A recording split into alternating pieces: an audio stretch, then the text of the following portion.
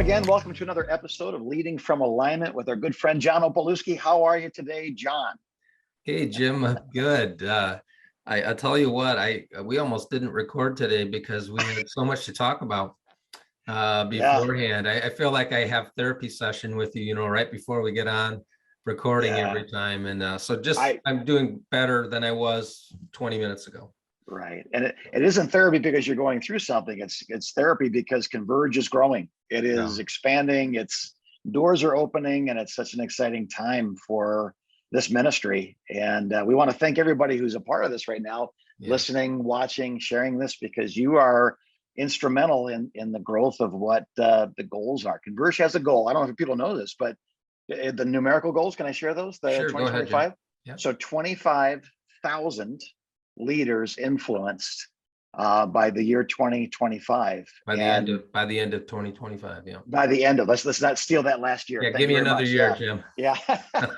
and the good news is it was probably not a pipe dream, but a really ambitious goal just a couple of years ago. But now it's coming into focus as it multiplies and grows. And so thank you, our watchers and listeners, and praying for us as we pray for you. And the kingdom of God is advancing in a variety of wonderful ways, and Converge is really positioned. We, of course, you don't know these things when you set these goals, but here we are now. The mental health crisis, both in the pulpit, in the congregation, in the boardroom, in leadership, in the family room. And so God has prepared you for such a time as this, John. So thanks for sharing. Why don't you tell us a little bit about pod number 146, what we're getting ready for today? Sure. The title is called Hours or Outcomes. Hours or Outcomes. That might seem like an odd title to some, but it really isn't to me. Several weeks ago, I was working with a wonderful client of ours who's recovering from severe burnout. He's doing much better. He's not all the way back yet, but he's making great strides. And we had an interesting conversation a while back. He's getting ready to go to a new assignment, into a new role at a different church in a different city. And he's going he was a lead pastor, but he's going more as an associate.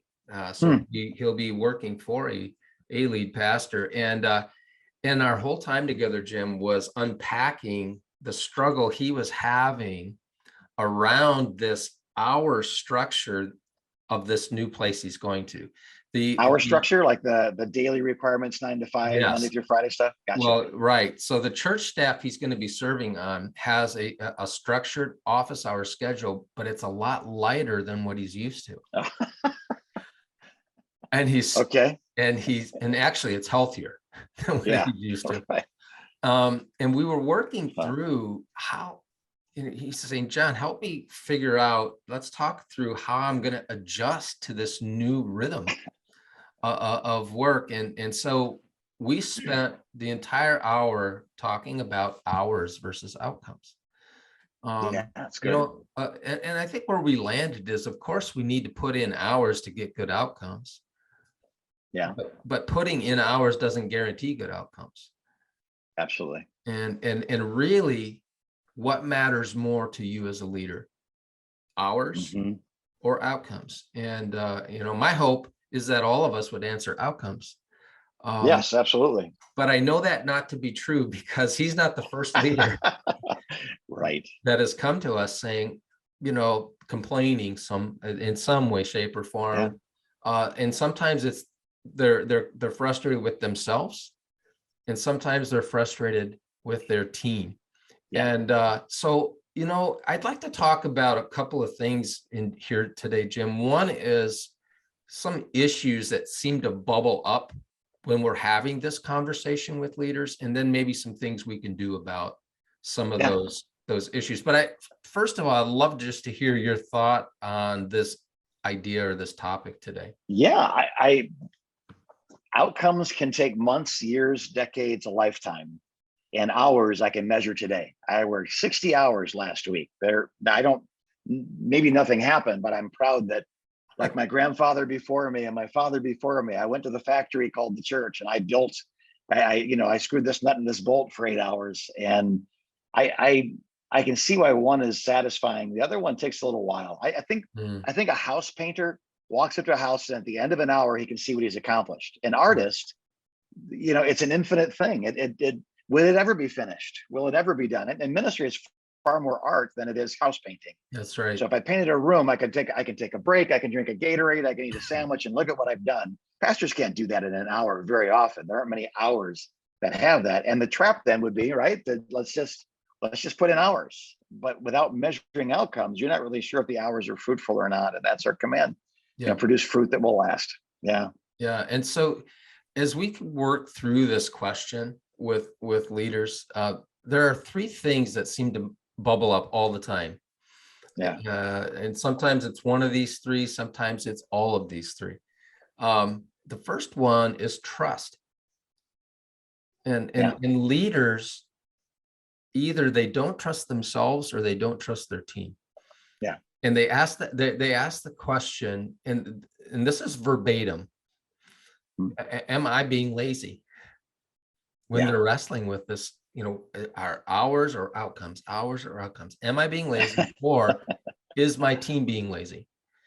Right. So there's a trust issue that I think is at the root of this dilemma that we deal with. Another one is fit. Because I found this, that if I'm the right person in the right seat doing the right things, I rarely have to be motivated to work harder. Yeah. As a matter just the opposite. Yes. Yeah. As a matter of fact, that you said it, I often need to be told to back off or slow down. Yeah. Right. And I think that is one of the things that really kind of bubbles up, is like, do you have the right people in the right seat doing the right thing? And huge question. And if you don't, that's where you start having to think more about hours, right? Because you're not maybe getting the production you want or that you hoped for. And so fit is a root issue when it comes to this discussion or this conversation. And here's the third thing. It's just, it's the word hours, but I'm thinking about it this way: fairness of hours. What's fair to expect of myself and my team? Jim, my perspective, I think this has been my perspective. I haven't been able to articulate it this way for the last 25 years, but for the last 25 years, my perspective is this: that your outcomes actually prove whether or not you're putting in the right amount of hours. Yes. Right? Or whether you're putting in the hours on the right stuff. If you're right, because I know people who work a lot of hours and there's a lot of wasted hours in there. They're not focused. If you're a pastor, you get interrupted a lot, and if you are getting interrupted a lot, there's some mechanisms you need to put in place to help with that. Yes. But the job left to yourself, the job is disruptive, right? Yes. And so you can be putting in a long week, and really, if you really took a long, hard look at it, you would see a lot of wasted space in there. So I would personally, Jim, I wonder what you feel about this. I would personally prefer to manage to outcomes rather than hours. What do you think? Yeah, and I think back to that thought of being interrupted. There are certain things that, for whatever reason, require our full attention. And so a lot of those things I do before I come to the office. My morning devotion time, for example, exercise time, the time of prayer, writing a message. Because people don't call me at 5 o'clock in the morning with emergencies, very 2 a year, 3 a year. For the most part, that I know that time will be my time with God, and it won't be interrupted. I know they have young families and things, but back to the hours versus outcomes. I could work on a message for 8 hours at the office, but I'm interrupted every 15 minutes by someone who rightfully thinks all I need is 1 minute of his time. What they don't realize is over the last hour, 5 of you have walked in for 1 minute of my time. And so I have a sticker. I don't use it anymore, but I had a big sticky note, and it said, if you disturb me, be prepared to find a pastor who is disturbed. And I did a like a smiley face, but I had like shark teeth on it and like mean eyebrows down. And that made the point that if my door is closed, there's a reason. Yeah. And you have to trust me that it's closed. I won't keep it closed all day, but while I'm in here, it needs to be closed because I'm doing something important. Right now, my door is closed. Right. They know not to, hey, you got 1 minute because my door is closed. I've taught them don't walk in when the door is closed. But very rarely will I go an hour without walking outside of my office. Send me a text, all those sort of things. So I think again, there's a combination here, right? What are the quality of the hours? That's going to help the quality of the outcome. But Correct. certainly, if we're just measuring hours, I could spend 8 hours studying on a sermon that would have only taken me 2 hours if I'd have made those hours quality. Right. See, if you can produce A-level work, Yeah. if you're a full-time employee, let's say, or a full-time staff member at a church, if you can produce A-level work in 40 hours or less per week, more power to you. That's my perspective, right? Yep. But if you're working 60 hours a week and producing C-level work, while I appreciate the effort to some degree, we need to talk about that work week length. Yes. I appreciate your effort, but we have to take a long, hard look at how you're approaching work. Do we have you doing the right things? Are you in the right slot? Is your approach to work sound? And so I think a big question for those who lead is this: what do I care about the most? Right. Good. Great question. Do I care more about hours, or do I care more about outcomes? Yeah. Absolutely. I think if I lead a church staff, I think part of our job is to be not in the office. Yeah. Rather to be in the field. I've heard of some pastors who've required their student ministries guys to stop spending, and gals, to stop spending so much time at the schools and to get into the office instead. And it makes me scratch my head, like, don't you want your youth pastor to be on site at schools? And maybe I'm being simplistic about it. But I've heard of that. So I think, Jim, maybe there's a middle ground here, right? Somewhere there's, where does health reside when it comes to this subject of hours versus outcomes? And so that's where I'd like to spend the rest of our time with on this pod today is, let's look at maybe 3 things and together about how do I land in a desirable spot with this hours or outcomes deal. Here's 3 things I think will really help. The first one is clear written objectives. Yep. And I want everybody who's listening or watching to say out loud, written. Yeah, right. Because if it's clear in your head, that doesn't mean it's clear to anybody else. And it may not even be clear to you. I found that when I start writing stuff down, I get a lot more clarity. And so outline what you're wanting people to accomplish, and add some time constraints to that. Take some time to define what a win looks like.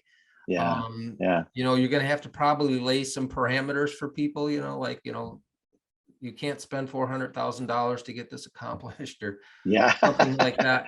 What do you think about the first one? Is that being too simplistic, you think, Jim, or do you? I think it's being thorough. I find that if it's not written down, people say, "Remember when we talked about?" And I said, "I don't remember even having coffee with you." It's gone. So, but something written does take a different piece of real estate in my brain that is much easier to recall.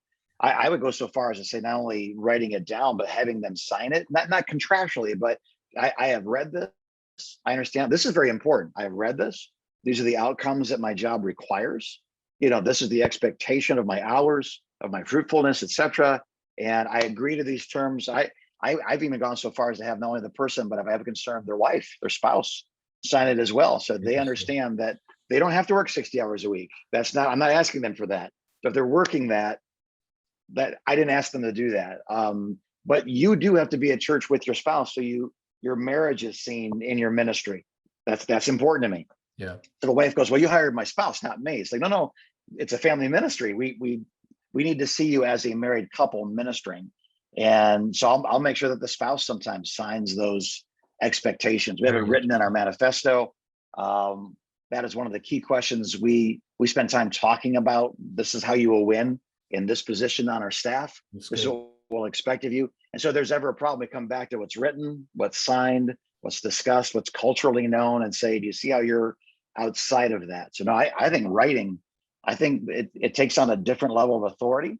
I think I can be bold with my words in writing in a way I can't be bold with my words when I'm talking to somebody, because I don't want to hurt their feelings. So I make a joke out of it.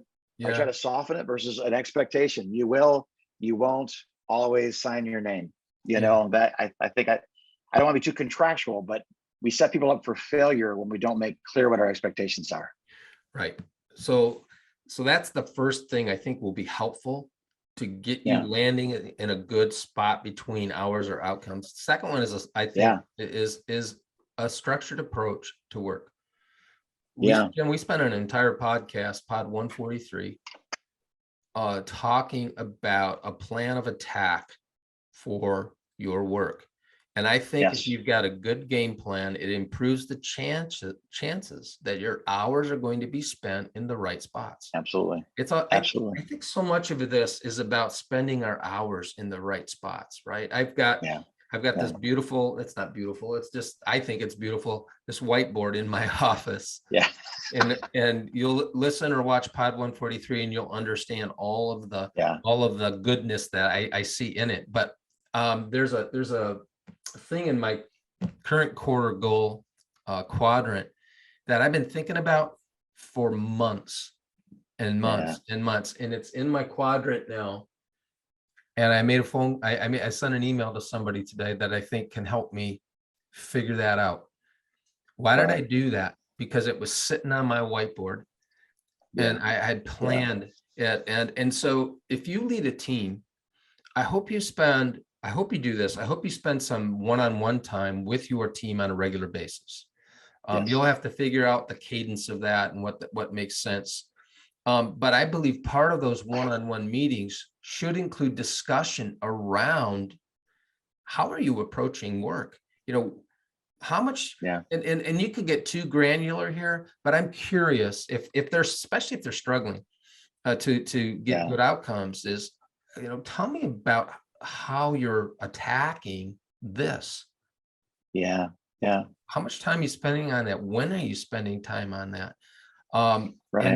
And helping your team learn how to work in a way that lends to the outcomes you're hoping for. Talk to me a little bit about that one, Jim. Well, I think back to the guy that paints the walls and the guy that paints a masterpiece. It's a lot of scripture is written from the viewpoint of military, agriculture, you know, things that have, you milk a cow or the cow dies. You feed a goat or the goat dies. You water your sheep or your sheep die. There's very much an immediate cause and effect that helps you understand. So if a farmer goes, gee, I wonder if I'm weeding enough, he gets to look at his field and sees a bunch of weeds, or he doesn't. The question is answered. So this is more art, though. This, you know, really, that's what I think, coming back to your first statement about knowing what really matters. What are the desired outcomes? And I think being careful of that, where it's not, we want to double the youth group. But what does that mean? Is that discipleship? Is that evangelism? Is that, you know, double? Like, what do you have to do to double a youth group? And is a youth group healthy if it's then doubled? You have to be careful of what we want is biblical. And then we constantly are tweaking to get more fruitful, less effort, more fruitful. You see anybody that's a professional athlete that is older than every other athlete on the floor, they've learned to do the same thing with less energy. They've become more intelligent in how they get the rebound, or where, you know, Wayne Gretzky's famous for, I know where the puck's going to be, so that's where I am. And he had a long career. Who's the baseball pitcher that pitched forever? Like, his son was in the major leagues the same time he was. You know, how did that happen? I learned how to do more with less. And I think it isn't more with less, it's more efficient with what you have. So if it's important and your team doesn't know about it, it's your fault there's weeds in the field. If you're, you know, if what you care about is not being tended to, it's your fault the sheep are dying of thirst. It has to be a well-known, well-stated priority that's shared by your staff.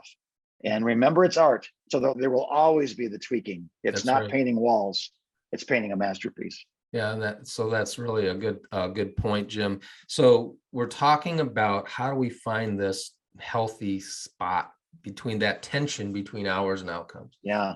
Clear written Yeah. objectives, a structured Yep. approach to work.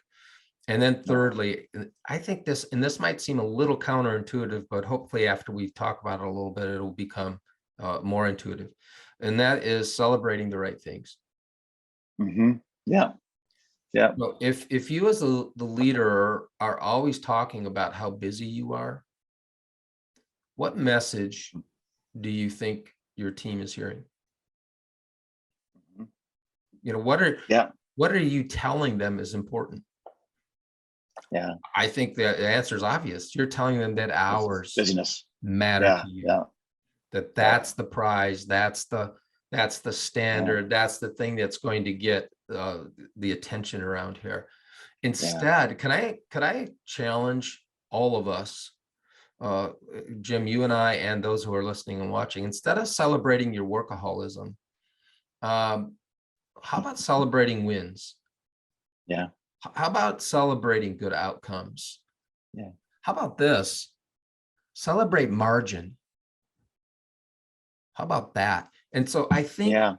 think what gets celebrated actually gets done over and over and Yeah. over You're again. creating culture. Yeah. You create culture by Correct. celebration. Yeah.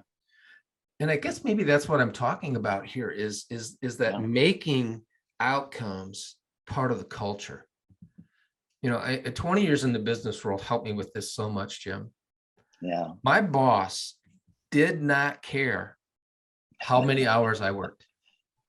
Right. All he cared was, where's the production? Where's the output? Is it quality? Is it actually, is it in the business world, is it driving the bottom line? You know, is it, Yeah. and if I could accomplish that in 30 weeks, he looked fantastic to his boss because his team was meeting objectives. He Yeah. didn't care.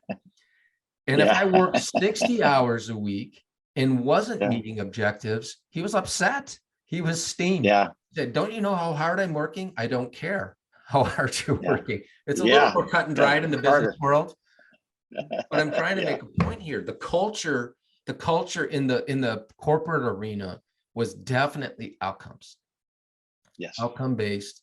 That's what mattered the most. I think Yeah. sometimes in the church world, we celebrate hours. We celebrate effort, and there's nothing wrong with effort. There's nothing wrong with hours. But Sure. Yeah. you Sure. know, if you're a leader, would you rather manage hours or outcomes? Yeah. That's your choice as a leader. But Yeah. for me, managing to the clock is exhausting. Right. Managing the outcomes, it's exciting to me. Yeah. So what do you think about that final Yeah. piece I, here, you know, Jim? I was thinking while you were talking about it, I think as a leader, you're going to attract people with your culture or repel people with your Mhm. culture. And the best leaders are those who've been doing it, I would assume, for a long time, very successfully. And if they see that the only way to be a leader in your organization is to be a workaholic, then you will only attract workaholics. You will repel the balanced people, the wise people. It is the law of the lid, I think John Maxwell calls it, where if your leadership is a 7, you cannot attract 8s, 9s, and 10s. You'll attract, basically you'll tolerate a 4 and you'll celebrate a 6. But you know, an 8 says, I don't want to serve on a team that's being led by someone who's not as good a leader as I am. And we see this often in our music department through the years. You get an awesome instrumentalist, and all of a sudden everybody that has been sitting in the congregation that's awesome wants to play on that worship team. But if you put out front something that's less than awesome, whatever that is, the awesome people don't want to play on that team. They see it as a frustration. So I think even to that far, that if you're measuring things that really matter and you're engaging people that are excellent and you're delegating to people and trusting them and they're trusting you, man, all the pistons are firing and you're on your way to a great outcome with healthy people for a long time. And I think that's the key to, you're not on your way to a great success that you can talk about 2 years ago and you got burned out and had to leave, but the success that's ongoing.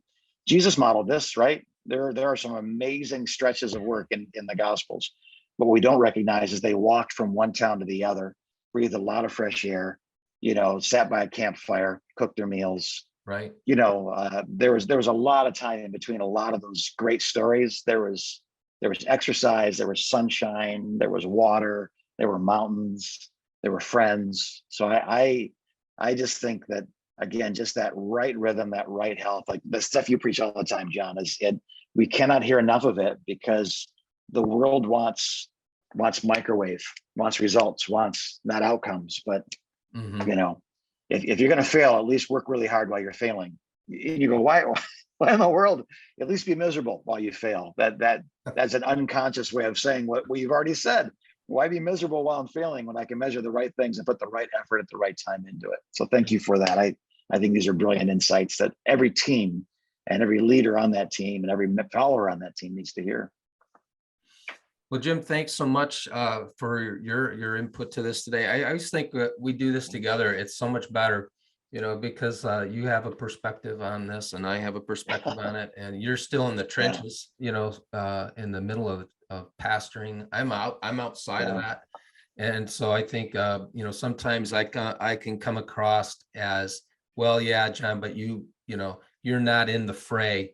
And so it's great to have somebody in the fray along with me that brings perspective. So Jim, wrap us up. Yeah. All right. Well, I just think that you should take this and put it to work, guys. I think you should ask yourself great questions now.